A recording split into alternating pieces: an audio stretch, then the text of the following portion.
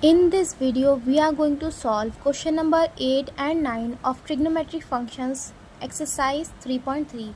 So question number 8 is given as this and ये बहुत ज़्यादा confusing भी लगता है and आपको इसके इक्वल प्रूफ करना है cot स्क्वायर x. ठीक है, तो सबसे पहले देख लो cos पाई प्लस x होता है minus cos x. cos minus x लिखा है मतलब उसका माइनस गायब हो जाता है एंड वो cos x ही होता है.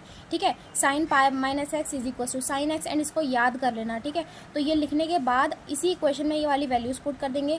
cos पाई प्लस एक्स की जगह क्या लिखेंगे, माइनस cos x एंड इसकी जगह cos x. ठीक है, फिर आएगा नीचे sine x minus sine x. ठीक है, इन दोनों को मल्टीप्लाई करेंगे आ जाएगा minus sine cos x minus cos x square and in दोनों को मल्टीप्लाई करोगे तो आ जाएगा minus sine square x. And आपको पता है कॉस अपॉन साइन क्या होता है, कॉट होता है, तो आंसर आ जाएगा कॉट स्क्वायर एक्स एंड यही हमें प्रूफ भी करना था. देख लो, ठीक है, यही प्रूफ करना था. अब क्वेश्चन नंबर 9 देखे घबराना मत, क्योंकि इसी क्वेश्चन में 2 क्वेश्चन की जगह ली हुई है. मतलब देखो ना, इतना लंबा चौड़ा क्वेश्चन है बट फिर भी इजी है. देख लो एक बार इसे. ठीक है, तो सबसे पहले ये देखो इस क्वेश्चन को सॉल्व करने की अप्रोच क्या है.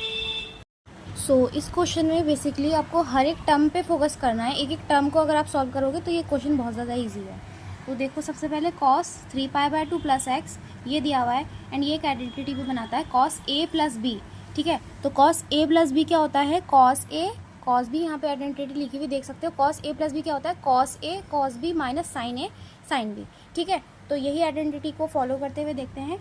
cos a ये है, b है. ठीक है, तो cos a cos b, ठीक है, minus sine a sine b. ठीक है, तो अब देखो cos 3π/2 क्या होता है, 0. इसको सॉल्व करके देख लेना, 0 ही आएगा. ठीक है, multiply by cos x minus cos 3π/2 होता है -1 एंड साइन एक्स को एज इट इज़ लिख दोगे. ठीक है, तो बेसिकली ये वाला टर्म तो 0 हो जाएगा आपका एंड ये +1 आ जाएगा. तो +1 को साइन एक्स से मल्टीप्लाई करोगे तो आंसर आ जाएगा साइन एक्स. ठीक है, ये वाले टर्म हो गई सॉल्व. अब इस वाले टर्म को देखोगे, इसको सॉल्व करोगे तो cos 2π प्लस एक्स दिया हुआ है एंड आपको पता है 360 डिग्रीज के बाद cos की वैल्यू रिपीट होनी स्टार्ट हो जाती है, तो ये आ जाएगा cos x. ठीक है, तो ये तो cos x आ गया. अब देखो ये cot वाली टर्म इसे सॉल्व करोगे, cot 3π/2 माइनस एक्स. ठीक है, एंड आपको पता है cot को आप cos और sin की टर्म्स में भी लिख सकते हो, तो cos theta upon sin theta की टर्म्स में लिख सकते हो, तो मैंने उसी टर्म में लिख दिया है. एंड इसमें ये वाले आइडेंटिटी लगाओगे आप cos a minus b and इसमें भी ये वाली आइडेंटिटी लगेगी sin a माइनस b.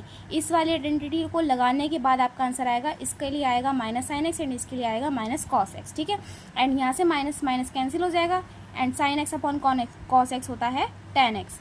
ठीक है, तो ये भी सॉल्व हो गया एंड अभी बचता है ये.